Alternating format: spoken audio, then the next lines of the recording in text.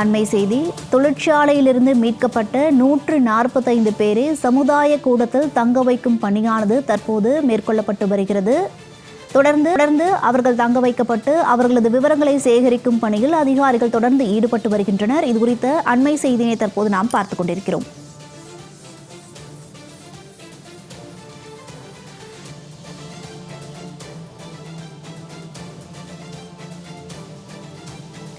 பாதிக்கப்பட்டவர்கள் தற்போது மீட்கப்பட்டு சமுதாய கூடத்தில் தங்க வைக்கப்பட்டு அவரது விவரங்கள் தொடர்ந்து சேகரிக்கப்பட்டு வருகிறது.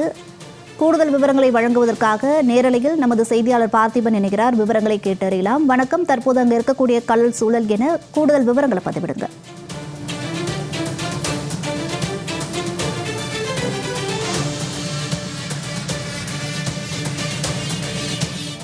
அந்த திருவள்ளூர் மாவட்டம் பெரியபாளையம் அருகே இருக்கக்கூடிய அந்த இறால் தொழிற்சாலையில் ஏற்பட்ட இந்த அமோனியா வாயு கசிவு விபத்தில் கிட்டத்தட்ட 70க்கும் மேற்பட்ட தொடர்ந்து சிகிச்சை அளிக்கப்பட்டு வருகிறது. அதில் உயிர் பலிகள் ஏற்பட்டது பெரும் சோகத்தை ஏற்படுத்தியிருக்கிறது.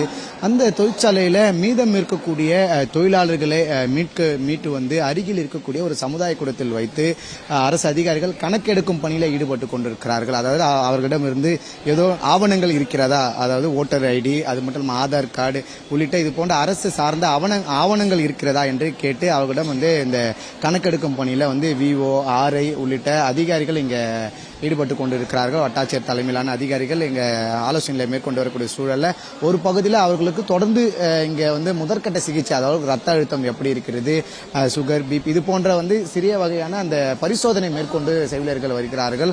ஒருபுறம் வந்து குறிப்பாக ஆண் பெண் இருபாலரும் கிட்டத்தட்ட 145 பேர் அந்த தொழிற்சாலையிலிருந்து மீட்கப்பட்டிருப்பதாக தகவல் வெளியாகிருக்கிறது. இந்த 145 பேருக்கும் வந்து தொடர்ந்து தற்போது வந்து முதற்கட்ட பரிசோதனை சிகிச்சைக்கான பரிசோதனை அளிக்கப்பட்டு வருகிறது. குறிப்பாக அந்த அவர்களிடம் இருந்து இந்த முகவரிகளை பெறுவதற்கு ஒரு சிறிய சிரமம் இருப்பதாக அதிகாரிகள் தெரிவித்திருக்கிறார்கள். ஏனென்றால் அவர்களிடம் உரிய ஆதார் உள்ளிட்ட இந்த டிரைவிங் லைசன்ஸ் போன்ற அரசு சார்ந்த ஆவணங்கள் இல்லாத ஒரு சூழல்ல அதை எடுத்து அதை வந்து முழுவதுமாகவே வந்து அதை வாங்கி அவருடைய அந்த தகவலை வாங்குவதற்கு வந்து உரிய ஒரு சிக்கல் ஏற்பட்டிருப்பதாகவும் தெரிவிக்கப்பட்டிருக்கிறார்கள் அதிகாரிகள். இப்படி இருக்கக்கூடிய நிலையில இந்த முழுவதுமாகவே நம்ம பார்க்க முடியும். ஆண் பெண் இருபது கிட்டத்தட்ட 145 பேர் மீட்கப்பட்டது. ஏற்கனவே சொன்னது போலவே அஸ்ஸாம், ஜார்க்கண்ட், ஒடிசா உள்ளிட்ட மாநிலத்திலிருந்து இந்த பகுதியில் வந்து இவர்கள் தங்கி வேலை செய்து வந்ததாகவும் தகவல் வெளியாகி இருக்கிறது. குறிப்பாக நம்ம ஒளிப்பதிவாளர் காமிக்கக்கூடிய காட்சிகளை பார்க்க முடியும்.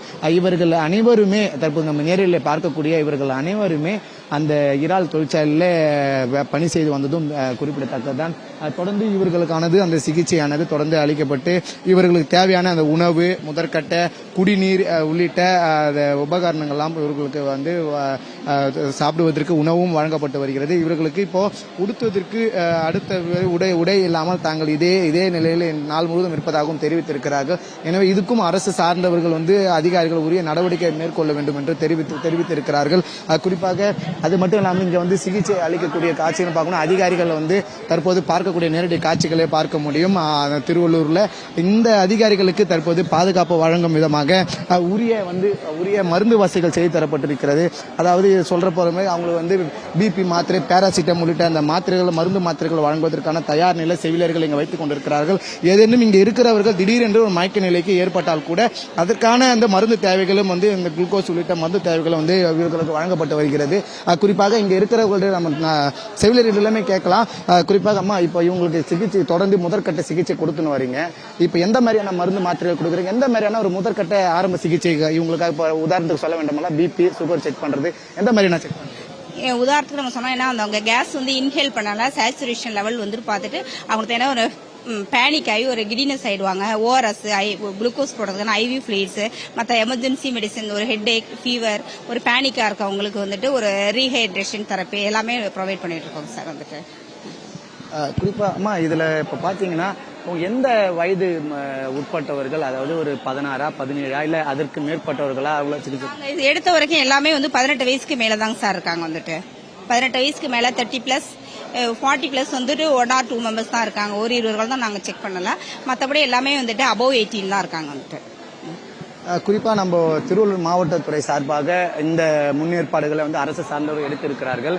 இப்போ நீங்க எந்த மருத்துவமனை நீங்க வந்து இவர்களுக்கு இந்த நாங்க இது வந்து எங்களோட வட்டார பகுதியில் நாங்க வந்து பெரியபாளையம் மருத்துவ வட்டார பகுதி, பெரியபாளையம் வந்துட்டு ஆரம்ப சுகாதார நிலையத்திலிருந்து இங்க வந்திருக்கோம். நாங்க அந்த டீம் ஃபுல்லாக வந்திருக்கோம் நாங்கள்.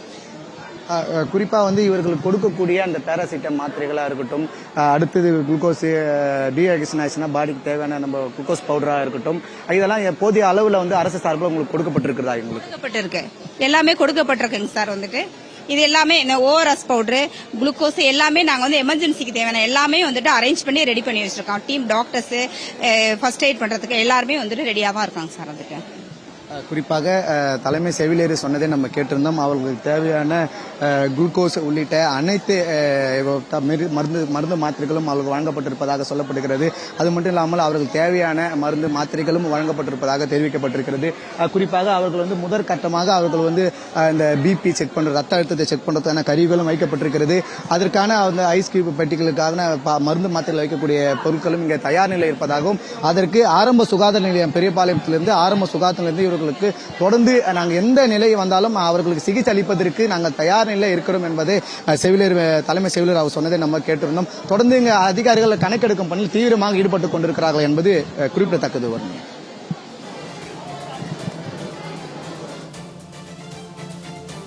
பார்த்திபன், களத்திலிருந்து விவரங்களை வழங்கியதற்கு நன்றி.